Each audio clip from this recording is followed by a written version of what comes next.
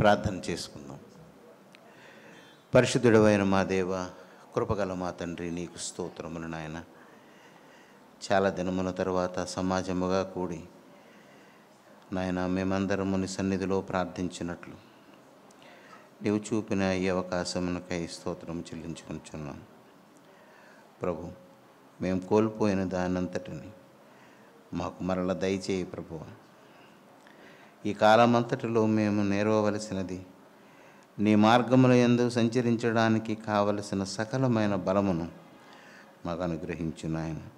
దుష్ట సంబంధమైన ప్రతి ఆలోచన నుండి తప్పించి నీ కొరకు ప్రత్యేకింపబడి బ్రతుకుటకు మమ్మల్ని జ్ఞాపకం చేసుకో. వ్యర్థమైన వాటిని మనసున పెట్టక యోగ్యమైన వాటిని, ఘనమైన వాటిని తలంచినట్లు మాకు బుద్ధి పుట్టించు, కృప చూపించు. క్రియ చేసి మహిమ పొందమని యేసునామమున అడుగుచున్నాం తండ్రి. ఆమేన్.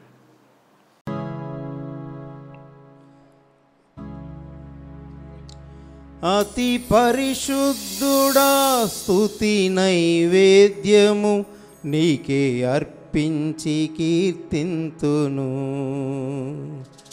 అతి పరిశుద్ధుడా, స్తుతి నైవేద్యము నీకే అర్పించి కీర్తింతును. నీవు నా పక్షమై నన్ను దీవించగా, నీవు నా తోడువై నన్ను నడిపించగా, జీవింతును నీ కోసమే. ఆశ్రయమైన నా యేసయ్యా, జీవింతును నీ కోసమే. ఆశ్రయమైన నా యేసయ్యా, అతి పరిశుద్ధుడా, స్తుతి నైవేద్యము నీకే అర్పించి కీర్తింతును. అతి పరిశుద్ధుడా, స్తుతి నైవేద్యము నీకే అర్పించి కీర్తింతును.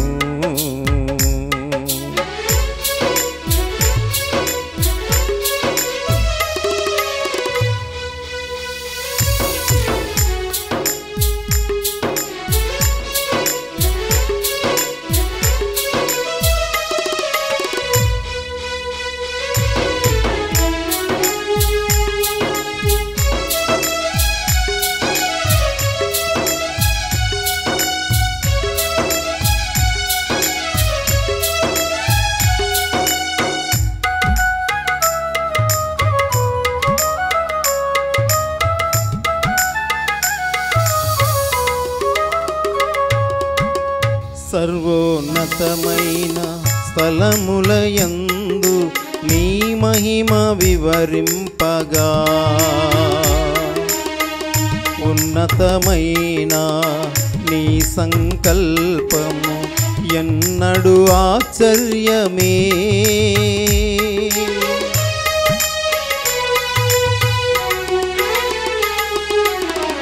సర్వోన్నతమైన స్థలములయందు నీ మహిమ వివరింపగా,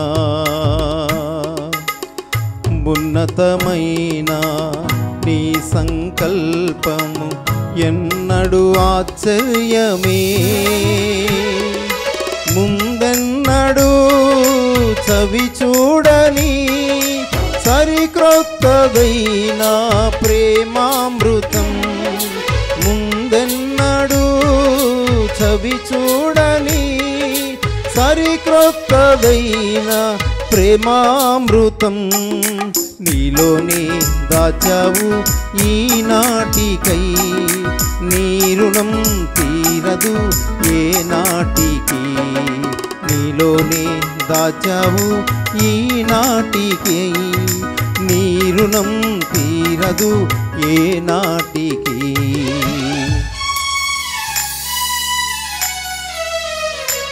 అతి పరిశుద్ధుడా, స్తుతి నైవేద్యము నీకే అర్పించి కీర్తింతును. అతి పరిశుద్ధుడా, స్తుతి నైవేద్యము నీకే అర్పించి కీర్తింతును. పేతురు రాసిన మొదటి పత్రిక 2వ అధ్యాయం 12వ వాక్యం. అన్యజనులు మిమ్మును ఏ విషయములో దుర్మార్గులని దూషింతురో ఆ విషయములో వారు మీ సత్క్రియలను చూచి వాటిని బట్టి దర్శన దినమున దేవుని మహిమపరచునట్లు వారి మధ్యను మంచి ప్రవర్తన గలవారై ఉండవలెనని మిమ్మను బతిమాలుకొనుచున్నాను. రాత్రి ఏం చదువుకున్న వాక్యం మనం, నా శత్రువు నా మీద ఉల్లసింపక ఉండునట్లు అని అదే ఉండుట చూడగా, అంతేనా? నేను నీకు ఇష్టడనని తెలియనాయను. సరే, ఈ వాక్యం చదువుదాం. 12వ వాక్యం అందరూ ఒకసారి చదవండి. అన్యజనులు మిమ్మును ఏ విషయములో దుర్మార్గులని దూషింతురో ఆ విషయములో వారు అంటే ఆ విషయములో అంటే ఏ విషయములో అన్యజనులు మనలను చెడ్డవాళ్ళు అని దూషిస్తుంటారో ఆ విషయములో ఆ దూషించిన వారు మన సత్క్రియలను చూచి మన సత్క్రియలను బట్టి దర్శన దినమున దేవుని మహిమపరచునట్లు వారి మధ్యను మంచి ప్రవర్తన గలవారై ఉండవలెనని మిమ్మును బతిమాలుకొనుచున్నాను.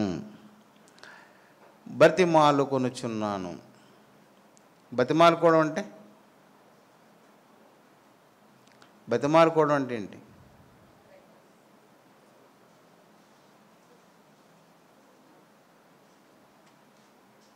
అందరికీ తెలుసు కానీ అర్థం చెప్పరు.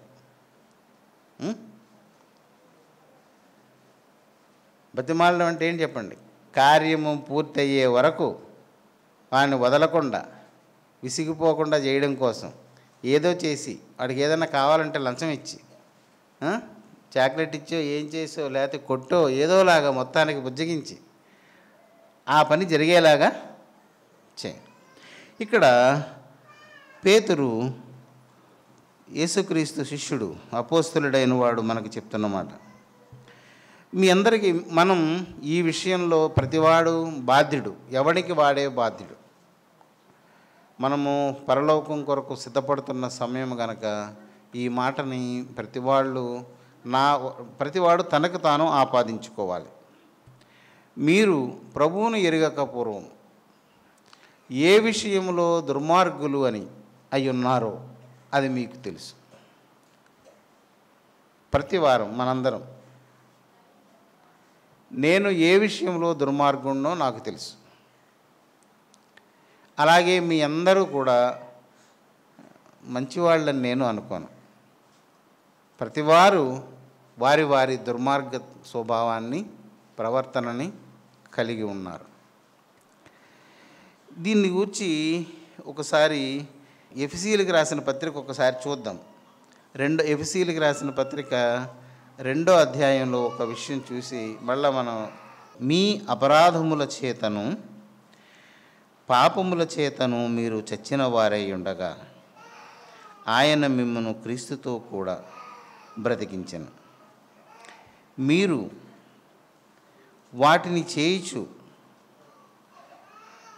వాటిని అంటే అపరాధములను పాపములను చేయుచు వాయుమండల సంబంధమైన అధిపతిని అనగా అవిధేయులైన వారిని ఇప్పుడు ప్రేరేపించు శక్తికి అధిపతిని అనుసరించి ఈ ప్రపంచ ధర్మము చొప్పున మునుపు నడుచుకుంటుంది. అర్థమవుతుందా? వీడెవడో అంటే అన్ని జనులు అంటే ఎవరు అంటే వాయుమండల సంబంధమైన అధిపతి. అంటే ఎవరైతే దేవునికి అవిధేయులై ఉంటారో వారిని ఇప్పుడు ప్రేరేపించు శక్తికి అధిపతి. వాడు ప్రధాని అన్నమాట. ప్రధాని అంటే మన దేశ ప్రధాని అని కాదు, అది అంటే అవిధేయులను ప్రేరేపించే శక్తికి యజమాని లాంటి వాడు. ఈ ప్రపంచ ధర్మము చొప్పున మునుపు నడుచుకుంటిరి. ఈ ప్రపంచ ధర్మం అనే మాట మనం మర్చిపోకూడదు. అయితే వారితో కలిసి మనమందరమును ఇందాక నేను ఎందుకన్నానంటే ప్రతి వారి దుర్మార్గం వారికి ఉంటుంది అని నేను ఎందుకు అన్నాను అంటే ఇక్కడ రాసి ఉంది వారితో కలిసి, అంటే ఇప్పుడు అవిధేయతకు ప్రేరేపించే దుష్టశక్తికి లోబడిన వారితో కలిసి మనమందరమును శరీరము యొక్కయు మనస్సు యొక్కయు కోరికలను నెరవేర్చుకొనుచు మన శరీర ఆశలను అనుసరించి మునుపు ప్రవర్తించుచు కడమ అంటే చివరకు వారి వలనే స్వభావ సిద్ధముగా దైవోగ్రతకు పాత్రులమై ఉంటిమి. ఆ కడమ అన్నది విడదీస్తేనే కానీ దాని అర్థం మనకి సరిగా, అందుకే అది కొంచెం మార్చి చదివాను అన్నమాట. కలిపి చదువుకుంటే అదొకలాంటి సరళతలోకి ఆ పదం దూరిపోద్ది, ఆ భావం మనకు దొరకదు. ఈ భాగం చదివితే మనకి ఏమనిపిస్తుంది అంటే దేవుని మాటను అనుసరింపకుండా మనలను ప్రేరేపించే శక్తి వాయుమండల సంబంధమైన అధిపతి వలననే కలుగుతుంది. మనలో ఎవ్వరమైనా దేవుని యందున్నవాడు దేవుని మాటకు విరోధమైన ఆలోచన ఏదైనా చేస్తే వెంటనే మీరు గుర్తుపెట్టుకోండి, మనలను పాలించేవాడు ఆ విషయంలో వాడు. అది ఖచ్చితంగా దుష్టుని యొక్క ప్రేరణ. ఈ లేఖనాలను బట్టి దీని ఏంటంటే దుర్మార్గత అనేది, చెడుతనము అనేది దుష్ట సంబంధమైన మనస్సు. ఇప్పుడు దేవతలను ఆరాధించేవారు ద్వేషిస్తూనే ఉంటారు, ప్రేమించడం అనేది వాళ్ళకి తెలియదు. కానీ దేవుని ఆరాధించే వారికి ద్వేషించడం అనేది కనుమరుగైపోతుంది, ప్రేమించడం ఒక్కటే మన దగ్గర మిగులుతుంది. ఉదాహరణకి చూడండి, మన మందిరంలో ఒక 2 లక్షల రూపాయలు ఉన్నాయనుకోండి, మీరు నిజమని అనుకోండి, ఓ 10 లక్షలు ఉన్నాయనుకోండి. మనకేమనిపిస్తుంది, ఎవడైనా తిండికి లేనివాడు పేదవాడు ఉంటే అందులో నుండి తీసి కొంత దానికి ఖర్చు పెట్టాలని అనిపిస్తుంది. కానీ దేవతారాధన చేసేవాళ్ళు చూడండి, ఆ దేవతల పేరు మీద భూములు ఉంటాయి, బంగారం ఉంటుంది, బ్యాంకులో డిపాజిట్లు, ధనమంతా అలాగా కుప్పలుగా, అంతేగాని అది ఎవరికి పంచదు. అదే దుష్టత్వానికి మంచితనానికి ఉన్న వ్యత్యాసం. ఇశ్రాయేలు పరిశుద్ధ దేవుని ఆరాధించే వారందరూ జాలి గలవారు, తమ కష్టార్జితంలో నుంచి కొంత తీసి లేమి గలవారికి ఇస్తారు. కానీ దేవతారాధన అంటే ఈ వాయుమండల సంబంధమైన అధిపతి ఎవరికి సహాయము చేయనీయుడు, సంపద అంతా దాస్తారు.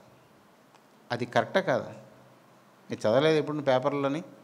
అలా దేవాలయంలో ఇన్ని కోట్ల కేజీలు బంగారం ఉంది, ఇల్లు దేవాలయ భూములు 1600 ఎకరాలు 1700 ఎకరాలు, ఇన్ని వేలకు బంగారం వెండి మూటలు అలాగే మురిగిపోతుంది. అది ఇవ్వదు. దుష్ట సంబంధమైన మనస్సు. మనం చెప్పుకున్నామే రాత్రి, దావీదు, నేను పాపం చేశాను, నువ్వు నన్ను కనికరించి లేవనెత్తితే వానికి నేను ప్రతీకారం చేస్తాను అని. దేవుని పిల్లలారా, ఈ ముక్క మీకు ఎందుకు చదివించానంటే స్వభావ సిద్ధముగా చెడుతనము కలిగిన వారు దేవుని యొక్క ఉగ్రతకు పాత్రులవుతారు అని ఈ లేఖనం మనకి తెలియచేస్తుంది.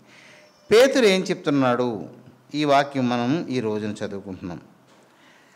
ఏమంటున్నాడు? అన్యజనులు మిమ్మును ఏ విషయములో దుర్మార్గులని దూషించారో ఇంతకు పూర్వం మీరు అన్య సంబంధంగా బ్రతికినప్పుడు మనల్ని ఏ విషయంలో దూషించారో ఏమనుంది అక్కడే? ఆ విషయములో దూషించిన వారే మన సత్క్రియను చూచి వాళ్ళు దేవుని మహిమపరచాలి. ఎప్పుడు? దర్శన దినం అంటే యేసుక్రీస్తు ప్రత్యక్షమైనప్పుడు. యేసుక్రీస్తు అప్పటి వరకు వాళ్ళు మనం కలిసే బ్రతుకుతాం. వాళ్ళు దుర్మార్గతను వాళ్ళు అలాగా జరిగించుతూనే వస్తారు. మనమైతే వీళ్ళ చేత హేళన చేయబడుతూ అవమానింపబడుతూ వాళ్ళు మనల్ని సిగ్గుపరుస్తూ ఉంటారు. అలాగ బ్రతుకుతాం. ఆ దినాన వాళ్ళు దేవుని స్తుతిస్తారు. ఏమని ఊహించండి. ఉందా? అక్కడ ఉందా? దర్శన దినమందు వాటిని బట్టి అంటే ఆ సత్క్రియలను బట్టి మన దర్శన దినమున దేవుని వారు మహిమపరుస్తారు. ఏమని మహిమపరుస్తారు? వాళ్ళు అన్యులు. అవునా? అన్యులు అంటే ఎవరు? వేరుగా, మనకు వేరుగా ఉండి బ్రతికేవాళ్ళు మనకు అన్యులు. వాళ్ళకు మనం అన్యులం, వారికి వేరుగా మనం బ్రతుకుతుంటాం. ఆ రోజున ఈ అన్యజనులు దేవుని ఏమని మహిమపరుస్తారు? 12వ వాక్యం ఒకసారి చదవండి. అన్యజనులు మిమ్మును ఏ విషయములో దుర్మార్గులని దూషింతురో ఆ విషయములో వారు మీ సత్క్రియలను చూచి వాటిని బట్టి దర్శన దినమున దేవుని మహిమపరచునట్లు వారి మధ్యను మంచి ప్రవర్తన గలవారై ఉండవలెనని మిమ్మల్ని బతిమాలుకొనుచున్నాను. వాళ్ళు ఆ రోజున ఏమంటారంటే, ఇప్పుడు నేనే ఉన్నాను అనుకోండి, నేను బాగా తిరిగిపోతున్నాను, అందరిలో నేను పేరు పడిపోయాను. కానీ ప్రభువు మాట విని నేను ప్రభు వైపు తిరిగాను, ఆయన నాకు బలం ఇచ్చాడు, నేను మంచివాడిని అయ్యాను. కానీ అందరూ నన్ను ఏమంటుంటారంటే, ఒరే ఇలా ఉండడు, ఎలా ఉండేవాడు చూడు, ఎలాగైపోయాడు, పుల్లట్టుడు పిల్లి అయిపోయాడు, ఒకప్పుడు ఎలాగుండేవాడు, అలాగని ఏదో అనుకుంటూ ఉంటారు.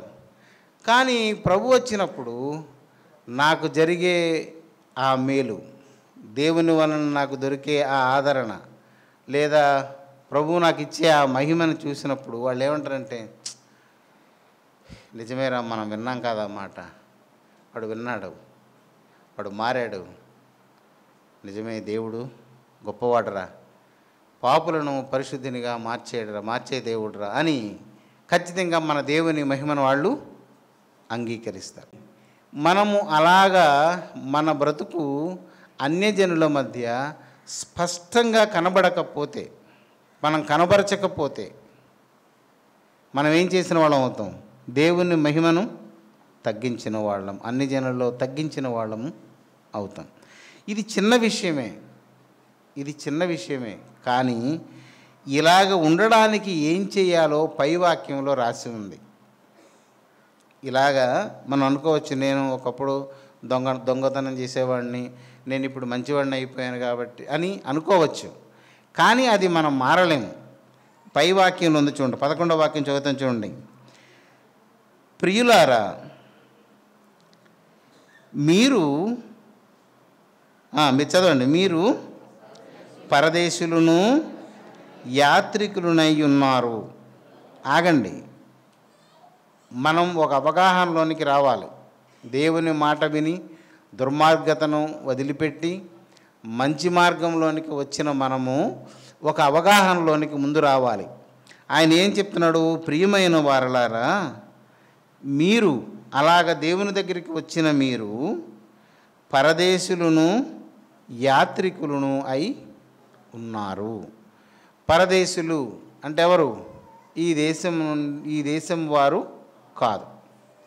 యాత్రికులు అంటే ఒక దగ్గర స్థిరంగా ఉండేవారు కాదు అని ముందు మనం తెలుసుకోవాలి. ఏం తెలుసుకోవాలి? మొట్టమొదట అదే చెప్తున్నాడు పేతురు. ప్రియమైన వారలారా, మీరు పరదేశులు ఈ దేశంలో ఎలా ఉంటారు? వాళ్ళకి ఓటు హక్కు ఉండదు, వాళ్ళకి న్యాయ హక్కు ఉండదు, ఏ హక్కులు వాళ్ళకి ఉండవు. ఎందుకని? ఇన్ని రోజులు మీ దేశంలో ఉంటాను అని వీసా తీసుకొని, అనుమతి తీసుకొని మన దగ్గరికి వస్తారు. అన్ని రోజుల్లో వాళ్ళకి ఏమీ హక్కులు ఉండవు. అడిగేం ఆధార్ కార్డు ఇచ్చి మనం రేషన్ కార్డు ఇవ్వము, ఏ హక్కు వారికి ఉండదు. అలా అయితేనే ఈ దేశానికి అతను రావాలి కదా, అంతేనా? పరదేశి, యాత్రికుడు, యాత్ర చేసేవాడు ఎలా ఉంటాడు? ఎక్కడ ఆడికి గిన్నె తపేలా ఉండవు, ఎక్కడ స్థిరంగా ఉండిపోవడానికి వీలవనంత, మోయడానికి ప్రయాణమై వెళ్ళిపోవడానికి కావలసినంత సామానే. ఇప్పుడు మనం ఊరు వెళ్తున్నాం అనుకోండి, గుంటూరు లేకపోతే హైదరాబాద్ వెళ్తున్నాం అనుకోండి, మొత్తం మళ్ళీ ఫ్రిడ్జు, వాషింగ్ మెషిన్, స్టవ్ అన్నీ పట్టుకుని వెళ్తామా? ఎలాగ వెళ్తాం? మామూలుగా ఏదో బట్టలు, ఓ సబ్బు ఇలాంటివేవో పట్టుకొని వెళ్తాం. అలా చూసిన వాళ్ళు ఏమనుకుంటారు? ఏదో ఊరు వెళ్తున్నారా అని అనుకుంటారు. అలా కాకుండా వ్యాన్ నిండా ఇవన్నీ లోడ్ చేసుకుని వెళ్తున్నారు అనుకో, ఏమనుకుంటున్నారు? ఇంకెక్కడి నుంచి ఏకంగా పోతున్నాడు అనుకుంటారు.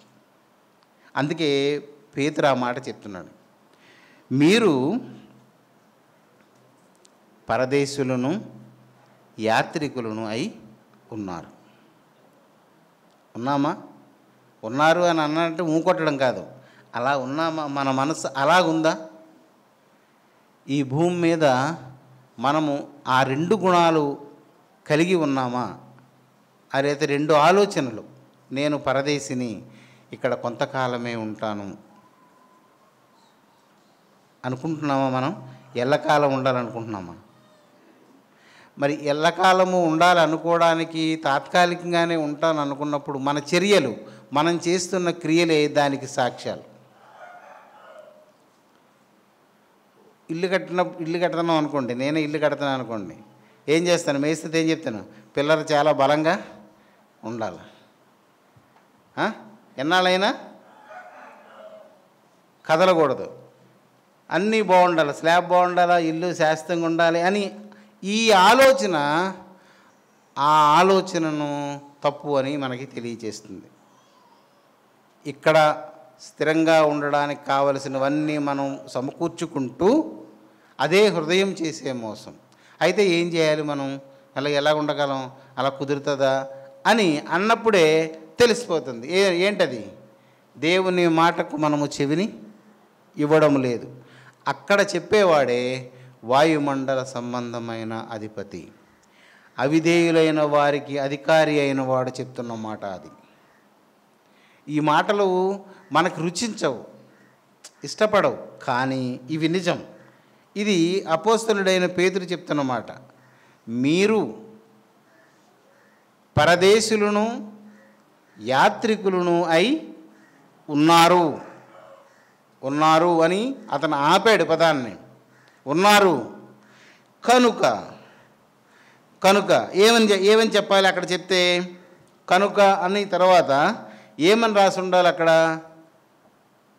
ఈ భూమి మీద ఏమీ కూర్చుకోకండి అనే కదా ఉండాలి. మీరు పరదేశస్తులు కాబట్టి విదేశస్తులు వచ్చి ఇక్కడ ఎవరో కూడా సొంతంగా బిల్డింగ్లు కట్టుకొని డబ్బులు ఖర్చు పెట్టుకోరు, మళ్ళీ వెళ్ళిపోవడానికి అనుకూలంగానే ఓ కాలు పెట్టారా అన్నట్టే ఉంటారు. యాత్ర చేసి వాడు కూడా అంతే, నేను యాత్రకు కదా వెళ్తున్నాను, మొత్తంగా ట్రాన్స్ఫర్ అయిపోవడం లేదు, మళ్ళా ఇంత సామాన్ నాకు అవసరం లేదు, యాత్రలో ఎంత ఉండాలో అంత ఉంటే సరిపోతుంది అని అనుకుంటారని రాయాలి. కానీ అక్కడ ఏం చెప్తున్నాడు? గనుక ఆత్మకు విరోధముగా పోరాడు శరీరాశలను విసర్జించి అని ఇప్పుడు మనం చదివిన వాక్యాన్ని రాశాడు. మనకి 2 విషయాలు గుర్తుండాలి. మొదటిది, మనము పరదేశులము. అదే దేవతారాధన దగ్గరికి వెళ్తే ఈ దేశం మనది అంటారు, ఈ దేశం మాది, ఈ దేశంలో పుట్టినందుకు గర్వించాలి, ఈ దేశం పుణ్యభూమి అని, దీని గురించి వేదభూమి అని రకరకాలుగా చెప్తారు. ఎన్ని భూములని దానికి పేరుకి పెట్టుకున్నా ఎవడు ఇక్కడ స్థిరంగా ఎవడు స్థిరంగా ఉండడు. 70 సంవత్సరాల తర్వాత ఈ దేశంలోని అన్యులెవరో పరిపాలిస్తారు అనే ఆలోచన చేసాడంటే వీడు 70 సంవత్సరాలు భూమి మీద ఉండడు అసలు. ఇప్పుడు ఈ ఆలోచన చేసిన వాళ్ళందరూ చాలా ముదూరు ముసలాళ్ళు. వీళ్ళెవరూ అన్ని సంవత్సరాలు బ్రతికుండరు. ఆ రోజున ఏం జరుగుతుందో వీళ్ళకి తెలియదు. అప్పటి వరకు అసలు ఈ భూమి ఉంటుందో లేదో తెలియదు. కానీ వాళ్ళ ఆలోచన అది, వాళ్ళ భవిష్యత్తు మీద. దేవుని లేఖనం ఏం చెప్తుందంటే, పరదేశీ యాత్రికుడు అని ఎవడైతే తనను గూర్చి తాను భావించుకొని ఉంటాడో వాడేం చేయాలి అంటే, ఇందాక చెప్పుకున్న భౌతిక రూపాల గురించి కాదు, ఆత్మకు విరోధముగా పోరాడే శరీర ఆశలను విసర్జించాలి.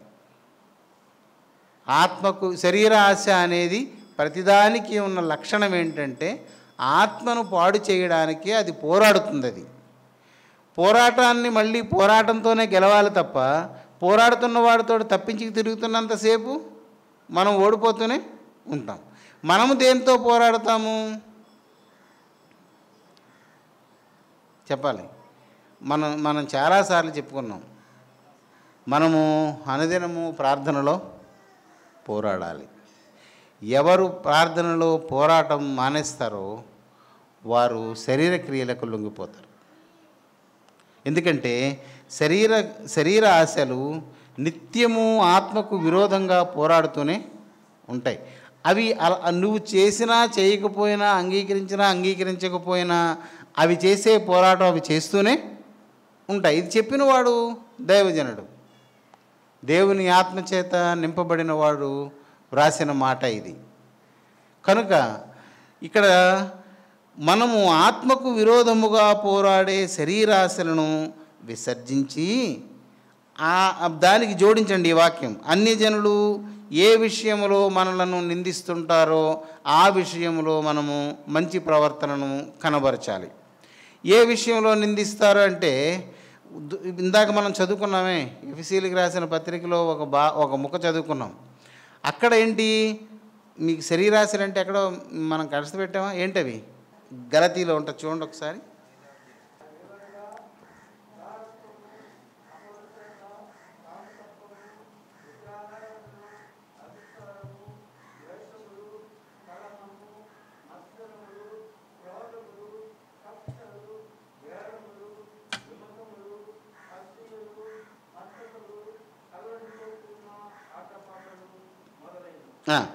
ఇవి నిత్యము ఆత్మకు విరోధముగా పోరాడే గుణాన్ని కలిగి ఉంటాయి. అవి వాటిని ముందు మనం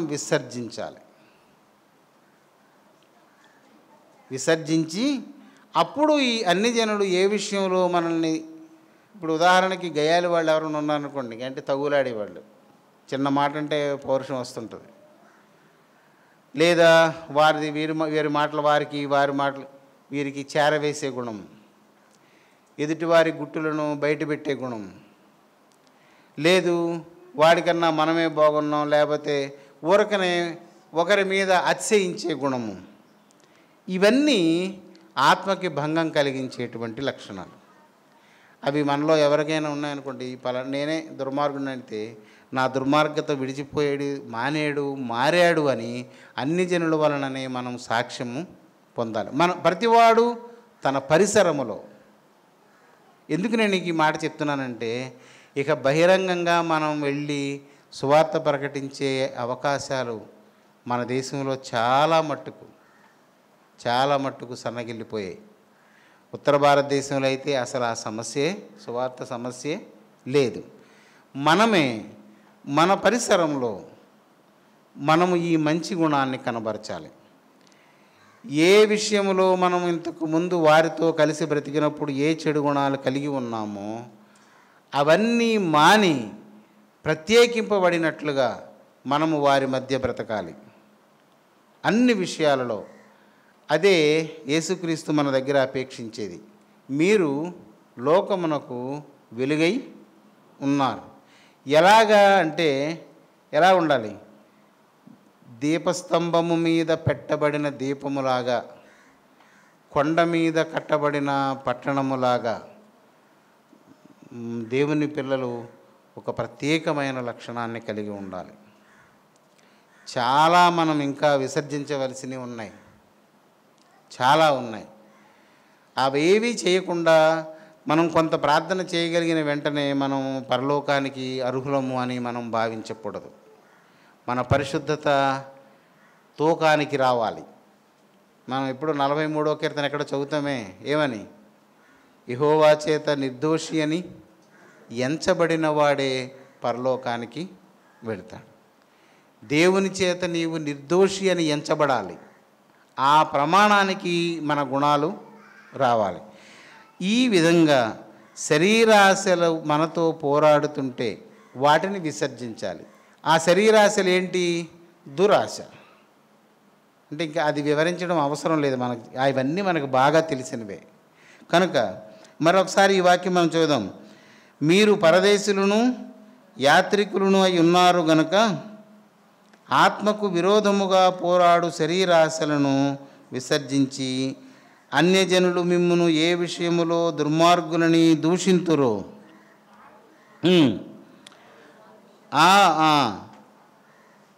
మంచి ప్రవర్తన గలవారై ఉండవలనని మిమ్మల్ని బతిమాలుకొనుచున్నాను. దేవుని పిల్లారా, మీరు నేర్చిన దేవుని జ్ఞానము చాలా ఎక్కువైనది, అది నిరుపమానమైనది. మీరు ప్రతిదినము ప్రార్థన విషయంలో పట్టుదల కలిగి ఉంటే చాలు. అది మీకు కేంద్ర నాడీ వ్యవస్థ లాంటిది ప్రార్థన అనేది. అక్కడే మీరు సరిగా దేవుని చేత ఒప్పించబడతారు, దేవుని చేత మీరు ప్రేరేపించబడతారు, దేవుని వలన బలము పొందుకుంటారు. మీరు ప్రార్థన విషయంలో మీరు గంట చేస్తున్నారో అరగంట చేస్తున్నారో మీ స్థాయి ఎక్కడ ఉందో మరి నాకైతే ఖచ్చితంగా తెలియదు, కానీ మీరు ప్రార్థనా జీవితంలో మాత్రం చాలా స్థిరంగా ఉండాలి.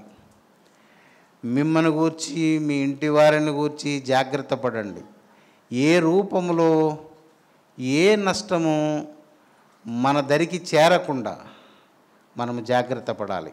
ఒక పడవ కట్టుకున్నాడు అనుకోండి, ఎక్కడ కన్నం లేకుండా ముందు ఎక్కడ కన్నాలు ఉన్నాయో వెతుక్కోవాలి. అంతేగాని బాగుంది కదా అని బాగున్న దగ్గర కూర్చుంటే పాడైన చోట నుండి మనకి ప్రమాదం వస్తుంది. ఇదిగో ఏదో ఈ కరోనా అనే ఒక పేరు, దీని చేత ఇప్పుడు ప్రపంచం అంతా భూమి అంతా నష్టాన్ని అనుభవిస్తుంది. మన దేవుని పిల్లలు ప్రార్థన యందు ఇంకా ఆసక్తి కలిగి మిమ్మల్ని మీరు కట్టుకోండి, కాపాడుకోండి. ఏ అపరాధం కూడా మన జీవితంలో ప్రవేశించకుండా జాగ్రత్త పడండి. మరణమే వచ్చినా దాన్ని ఎదుర్కోవడానికి సిద్ధపడండి. ఎంత బాధనైనా ఎదుర్కోవడానికి సిద్ధంగా ఉండండి. అంతేగాని అన్యజనుల్లాగా నిరీక్షణ లేని వారిలాగా మీ మనసులో ఆలోచనలు రానివ్వద్దు, పరిగెత్తొద్దు, స్థిరంగా ఉండండి. మనం చేయవలసిందల్లా రాత్రి చెప్పుకున్నామే, ఒకవేళ మరణమే నా దగ్గరికి వస్తే నేను 2 విషయాల గురించి ఆలోచిస్తాను. ఒకటి, అది దుష్టుని శోధన వలన కలిగిందా, ఎదుర్కోవడానికి శక్తి అడుగుతాను. ఒకవేళ ప్రాణం పోవడానికి సిద్ధమై ఉంటే చనిపోవడమా మానడమా అనేది నా చేతిలోనే ఉంటుంది, మీ చేతిలోనే ఉంది. ప్రతి క్రైస్తవుడి చేతిలో వాడు మరణం ఉందని గుర్తుపెట్టుకోండి. మరణం మీ దగ్గరికి వస్తే, మీ దగ్గర ఏ దోషము లేకపోతే, అన్ని విషయాల్లో పరిశీలించుకుంటే నేను పవిత్రంగానే ఉన్నాను అని మీ మనస్సాక్షి మీకు సాక్ష్యం చెప్తే మీరు దేవునికి అప్పగించుకొని దేవుని రాజ్యానికి వెళ్ళిపోవడం మంచిది. నేనైతే అదే చేస్తాను. అలా కాకుండా ఏదైనా అపరాధ భావన ఉంటే ప్రభు దగ్గర హిజ్కియా చేసినట్టుగా ప్రార్థన చేసుకోండి. ప్రభువా, నా దగ్గర ఈ అపరాధం ఉంది, ధనాపేక్ష ఉంది, లేదా మనుషులను మోసం చేసే గుణం ఉంది, అబద్ధమాడే స్వభావం ఉంది, లేదా జారత్వ విచార సంబంధమైన మనస్సు నన్ను ప్రేరేపిస్తుంది అని ఏదైనా మీ దగ్గర ఉన్నట్లు తోస్తే, నరులను ద్వేషించే, సహోదరులను ద్వేషించడం, ఒకరి గుట్టు ఒకరికి చేరవేసే దుర్మార్గమైన బుద్ధి ఏదైనా ఉందేమో చూసుకోండి. పరిశీలించుకున్నప్పుడు ఏది లేకపోతే సంతోషం, ఏదైనా ఉంటే ప్రభువా ఈ విషయంలో నన్ను చక్క చేసుకోవలసి ఉంది, ఈ విషయంలో నేను దోషిని ఎంతమాత్రము నిర్దోషిగా ఎంచని వాడవు నువ్వు, కాబట్టి ఈ విషయంలో నిన్ను పరిశుద్ధపరిచిన తర్వాత నన్ను తీసుకొని పో ప్రభు అని ప్రార్థన చేయండి. గుర్తుపెట్టుకోండి, మన అంతం ఎప్పుడూ మరణమే, మనం ఎప్పటికైనా చనిపోవలసిందే. దేవుని కొరకు సిద్ధపడిన వాడు శరీర ఆశ ఏం చేస్తుంది అంటే నిన్ను ఆత్మ సంబంధమైన బలాన్ని పొందుకోకుండా చేస్తుంది. మనం ఏమీ చేయలేని వాటిని మనం చేయడానికి మన మనసును సిద్ధపరుస్తుంది. మన ప్రాణం నిజంగా మన చేతిలో ఉందా? చెప్పండి ఎవరైనా. కానీ మనం దానికోసం దేవుణ్ణే ప్రక్కన పెట్టేస్తాం. శరీర ఆశ ఆత్మకు అక్కడే భంగాన్ని కలిగిస్తుంది. అక్కడే ఆత్మను గూర్చిన నేర్చిన జ్ఞానాన్ని చంపేస్తుంది. శరీరాశ బ్రతకాలి ఏదోలాగా, ఎవరో వల్ల బ్రతకాలి, ఏదో ఒక మందు వేసుకుని బ్రతకాలి అనగానే ఆత్మ సంబంధమైన బలమంతా నిర్వీర్యమైపోతుంది. అక్కడ శరీర ఆశే పని చేస్తుంది. మనకు వచ్చే కష్టం దేవుని అనుమతి లేకుండా మన దగ్గరికి రాదు అని మీకు నేను చాలాసార్లు చెప్పాను. ఎందుకంటే యేసు ప్రభువు తాను రక్షించిన వారి గురించి ఒక మాట చెప్పాడు, మీరు భయపడకండి, మీ తల వెంట్రుకలన్నీ లెక్కింపబడి ఉన్నవి. ఇంకంతకన్నా ఏం చెప్పాలి మనకి? ఏదైనా కష్టం వచ్చింది అంటే దానికి కారణం ఉంటుంది. అడగండి. దేవునికి తెలియకుండా మన దగ్గరికి ఏదీ రాదు. మనము దేవుణ్ణి మెప్పించవచ్చు, ఒప్పించవచ్చు, మనం చేయవచ్చు. మన ప్రార్థనలో మనకు అన్నీ సమకూడతాయి. నీ అపరాధాన్ని నువ్వు ఒప్పుకోవచ్చు. అపరాధాన్ని ఒప్పుకుంటే ఆయన అపరాధమును పాపమును క్షమించును. ఆయన నామమే అది. నువ్వు క్షమించబడతావు, లేపబడతావు. ఒకవేళ నీవు పరిశుద్ధతలో పరిణితి చెందినవాడవైతే నువ్వు ఇక్కడ ఉండవలసిన పని ఏముంటుంది? ఇంకా ఏముంది? ఇక్కడ అయినా ఉండాలి అనిపిస్తుంది అంటే అదే శరీర ఆశ. దేవుని అది ఎంత సూక్ష్మమైన తేడా, భయంకరమైన నేరం కూడా అది. వెళ్ళిపోవాలని తెలిసినా వెళ్ళడానికి ఇష్టపడం. పరలోకము ఈ లోకం కన్నా చాలా ఘనమైనది అని తెలిసినా అక్కడికి వెళ్ళడానికి, ఇక్కడి నుంచి చనిపోతేనే కదా అక్కడికి వెళ్తాం, వెళ్ళడానికి మళ్ళీ ఇష్టపడం. దానికి ఏమీ మనసు ఒప్పదు. అందుకే పేతురు ఈ మాట చెప్తున్నాడు, మీరు పరదేశులను యాత్రికులనై ఉన్నారు. నువ్వు రక్షింపబడిన వాడు అలా కాదు అనడానికి లేదు. వాడు ఖచ్చితంగా పరదేశే, వాడు యాత్రికుడే. కాబట్టి నీవు పోరాడే శరీరాశలను నీవు జయించాలి. అవి నిత్యము నీ ఆత్మకు అన్ని విషయాల్లో భంగం చేస్తూనే ఉంటుంది. ఇది మీకు కాలానుగుణంగా ఈ జ్ఞానం మీకు వస్తుంది. మీరు ప్రార్థన చేయగా ఆ సూక్ష్మమైన వ్యత్యాసం శరీరాశ ఆత్మకు ఎలాగ భంగం కలగచేస్తుందో, అది ఎలా పాడు చేస్తుందో నెమ్మదిగా తెలుస్తుంది మనకి.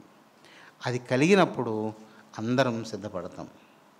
కనుక దేవుని పిల్లారు గుర్తుపెట్టుకోండి, మరణము మనకు మంచిదే, కానీ మనము పరిశుద్ధతను సంపూర్తి చేసుకుని మరణించాలి. యేసుక్రీస్తు కూడా సాక్ష్యం ఏం చెప్పాడు? నేను నా ప్రాణాన్ని పెడుతున్నాను. ఎలా పెడుతున్నాను? మరల తీసుకునేలాగా పెడుతున్నాను. మనము శరీర క్రియలను అన్ని విషయాల్లో పరిశీలించి అణిచివేయాలి. అన్నిటికన్నా ముఖ్యంగా సహోదరులను ద్వేషించడం చాలా పెద్ద నేరం. నూతన నిబంధనలో ప్రధాన పాపం ఏంటంటే సహోదరులను ద్వేషించడం. ఏ కారణం చేత ద్వేషించకూడదు. వాళ్ళు ఎంత చెడ్డవాళ్ళైనా వారి కొరకు మనం ప్రార్థన చేయడమే. వారి గురించి బయట ఎక్కడ వారి చెడుతనం గురించి మనం మాట్లాడకూడదు. మన నాలుకతో పాపము జరగకూడదు. మనం వారిని క్షమించాలి, వారి కోసం ప్రార్థన చేయాలి. శరీరాశల చేత లోకాశల చేత ఈడ్చుకొని బయటికి పోయిన వారిని దుష్టుడు హతమార్చకుండా మరలా దేవుడు తన ఇంటికి తీసుకుని వచ్చేలాగా భారము వహించాలి. ఈ బాధ్యత, ఇవన్నీ ప్రార్థనలో మీకు అన్నీ సవ్యంగా వస్తాయి. కనుక మీరు వ్యక్తిగతంగా అందరూ ప్రార్థన చేస్తున్నారని నేను అనుకుంటున్నాను. చేస్తున్నారా అందరూ?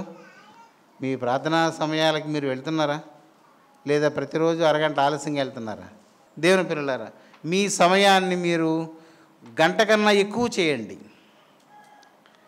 అంతసేపు అక్కడే కూర్చొని ఉండండి. మీ ఏ పాపాన్ని దాచుకోవద్దు, సమర్థించుకోవద్దు. అవి శరీర క్రియలు మన ఆత్మను పాడు చేస్తాయి. కనుక మన ఆత్మను పాడు చేసేదాన్ని మనం ఎప్పుడు అనుసరించకుండా జాగ్రత్త పడాలి. కనుక గుర్తుపెట్టుకోండి, మీరు ప్రతి ఒక్కడు ఒక దేవుని చేత వెలిగింపబడిన దీపము. వాడు దీపస్తంభం మీద ఉంటేనే అందరికీ వెలుగు ఇస్తాడు. మీ పరిసరాలలో మీరు యేసుక్రీస్తు నియమాలని ఖచ్చితంగా అనుసరించండి. మీరు ఆ సమయానికి ప్రార్థనకి వెళ్తే మీ పక్కింటి వాళ్ళు ఎవరైనా వచ్చి పిలిచినా ఈ టైంలో ఆవిడ మాట్లాడదు. ఏమి అంటే ఇప్పుడు ఆవిడ ప్రార్థన చేసుకుంటుంది.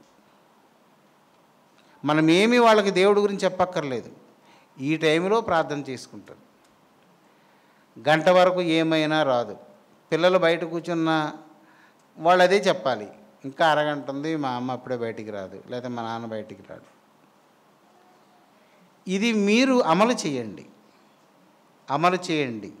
మీ చుట్టుపక్కల ఉన్న దేవుని ఎరుగని ప్రజలు దేవుని ఎలా తెలుసుకుంటారో మీకు తెలుస్తుంది. ఈ మాటే నేను మీకు చెప్పదలుచుకున్నాను. అన్ని జనులందరి మధ్యలో మీ సమయాలను మీరు సరిగా అనుసరించి ప్రార్థన చేస్తే మీరు చేసే సువార్త ఎంత బలమైందో అర్థమవుతుంది. మనము దేవుని ప్రతి ఇంటికి పరిచయం చేయాలి. ఇప్పుడు ఉదాహరణకి దేవుడి బాబుల్లో అదేదో మూలలు ఉంది, అంతేనా? ఎడ్ల వీధి అది పిల్లవారి. మరి అక్కడ ఎవరైనా క్రైస్తవులు ఉన్నారో లేదో నాకు తెలియదు. చర్చి దగ్గరే ఉన్నారు. అతను ఇంట్లో అతని భార్య లేదా పిల్లలు అతను ఆ సమయానుకూలమైన ప్రార్థన చేసినప్పుడు తలుపేస్తుంటే పక్కింటి వాళ్ళు ఎవరైనా పిలవడానికి వచ్చినప్పుడు ఈ సమాచారం ఎక్కడికి వెళ్ళిపోద్ది? వాళ్ళే చెప్పుకుంటారు. 7 నుండి 8 వరకు అతను మాట్లాడు, లేదా ఆవిడ మాట్లాడదు. ఏమమ్మా అంటే వాళ్ళు ప్రార్థన చేసుకుంటారు. ఆ టైంలో ఎవరితోనూ మాట్లాడరు. అంతేగాని మా అమ్మ వచ్చిందని కానీ లేచిరా, ఇంట్లో వాళ్ళకి ముందు చెప్పుకోవాలి, ఈ టైంలో నువ్వు రావద్దు. నువ్వు అలా మధ్యలో వచ్చావనుకో ఏమైంది? అన్ని జనుల మధ్య నీ సాక్ష్యము పోయింది. వాళ్ళు సొంత వాళ్ళు వచ్చి తీస్తారు కానీ మనకైతే పలకరారా. అదేమైంది? అప్పుడు ద్వేషబుద్ధిని, తేడా గుణాన్ని ప్రదర్శిస్తుంది. అమలు చేయండి. ఇప్పుడు సువార్త ఇలాగ చేయండి. మీరెవ్వరూ కూడా ఈ సాక్ష్యాన్ని చెడగొట్టుకోవద్దు. అందరికీ తెలియాలి, ఇది మీరు ప్రార్థన చేసుకుంటున్నారని తెలియాలి. మీ స్థలాలలో ఒకవేళ అన్ని జనుల మధ్య మీరు ఉన్నప్పుడు ఏదన్నా చెడుతనం, మీరు చెడ్డవాళ్ళు అయ్యి ఉంటే వాళ్ళ మధ్య సాక్ష్యాన్ని ఎలాగూ సంపాదించుకుంటారు. ఇది మాత్రం ఖచ్చితంగా మీరు అమలు చేయండి. ఏది ఏమైనా మీరు ఎక్కడ ఉన్నా అక్కడనే మీరు వెలిగింపబడిన వారు గనక మీ వెలుగు అందరికీ కనబడేలాగా, అంతేగా నటించొద్దు. మన నోటి నుండి ఏ మాట రాకుండానే మన దేవుని గూర్చిన సువార్త వెళ్తుంది. కొద్ది రోజులు అయిన తర్వాత ఏం జరుగుతుంది అంటే, ఇది మీరు ఖచ్చితంగా అనుసరిస్తే పక్కింటి ఆవిడే వస్తారు, బాబు మీరు ప్రార్థన చేసుకుంటారు కాదు, ఇలాగ మా ఇంట్లో ఈ కష్టం వచ్చింది, కొంచెం మీరు ప్రార్థన చేసినప్పుడు మా గురించి ప్రార్థన చేయి, రారా? వస్తారు. దీపం దగ్గరికి ఎలాగన్నా పురుగులు వస్తాయి, అలాగా పవిత్రంగా బ్రతికే దగ్గరికి ఖచ్చితంగా అవసరార్థం వాళ్ళు వస్తారు. అంతే. వారికి దేవుని గురించి మీరు చెప్పండి. మన దేవుని ఘనత, ఆయన పాపులను పరిశుద్ధపరిచే తీరు, ఆయన ఘనతను గూర్చిన జ్ఞానాన్ని మీకు తోచిన మాటలతో వాళ్ళకి మీరు చెప్పండి. దేవుని ఆత్మే మీకు తెలియజేస్తాడు వాళ్ళకి ఏం మీకు చెప్పాలో. కాబట్టి మీ అందరూ ఇంతమంది ఉన్నారు, మీరందరూ ప్రతిరోజు ఆ సమయానికి మీరు ప్రార్థనలో కూర్చున్న చోటల్లా దేవుని యొక్క ఆత్మ సంచారం ఉంటుంది. దేవుని పిల్లలారా, మీరు సిద్ధపడండి, అన్ని జనులకు దేవుని జ్ఞానాన్ని ప్రకటించండి. అలాగ చేయండి. దేవుడు మిమ్మల్ని ఆత్మలో ఐశ్వర్యవంతుల్ని చేస్తాడు. మీకు ఎప్పుడు ఎరుగని దేవుని గురించిన ప్రత్యక్షతను మీకు ఇస్తాడు. ప్రార్థన చేసుకుందాం. పరిశుద్ధుడైన మా దేవ, కృపగల మా తండ్రి, నీకు స్తోత్రములు. నీవు మాకు అనుగ్రహించిన కృపను మేము కలిగి ఉన్న వారమై, దీనులమై, నీ రాజ్య సంబంధులమై అన్యుల మధ్య నీ నామమును ప్రచురపరచుటకు మమ్మలను సిద్ధపరచును. ఆయన ప్రతివానికి నీ ఆత్మను కాపాడుకొనుట యందు జాగ్రత్తను శరీరాశలను విసర్జించుట యందు ఆసక్తిని, నీ రాజ్యమును గూర్చిన సాక్ష్యమును ప్రబలపరచడానికి నీ ఇంటిని గూర్చిన అపేక్షను దయచేసి దీవించు నాయన. ఆశీర్వదించి పంపించు ప్రభువా. ఈ క్షేమమును వారికి కలుగ చేయి నాయన. దేవా, వారు గృహములలో నాయన నీ సన్నిధిలో ప్రార్థన చేయునట్లు ప్రేరేపించు. ఎవరును సోమరులు కాక నిష్ఫలులుగా మిగిలిపోక నీ యందు ఫలించున్నట్లు కృపను కనబరచు నాయన. ప్రార్థన యందు పట్టుదల గల వారిని చేయి ప్రభు. అది వారి యొద్ద ఉన్నంత కాలము దుష్టుడు వారిని ముట్టజాలడు. ఒకవేళ శోధన కలిగినను, శరీరమునకు అనారోగ్యము కలిగినను, నీవే స్వస్థపరచుదువు, నీవే ఆదరించుదువు. మరణశయ్య మీద ఆదరించువాడవు, మరణము నుండి విడిపించువాడవు నీవే నాయన. మరణదినము నీకు మాత్రమే వశమగును గనుక ప్రభువా, మా యందు నీ కృపను విస్తరింపజేసి మమ్మల్ని ఆదరించు. మమ్మల్ని పరిశుద్ధులుగాను పరిపూర్ణులుగాను చేసి నీ రాజ్యమునకు సిద్ధపరిచి మమ్మల్ని నీ రాజ్యమునకు తోడుకొని పొమ్మని. శరీర సంబంధమైన క్రియ ఏది మాకు భంగము కలిగింపజాలకుండునట్లు వాటిని గుర్తించి విసర్జించుటకు నీ కృపను అనుగ్రహించమని యేసు నామమున అడుగుచున్నాం తండ్రి. ఆమేన్.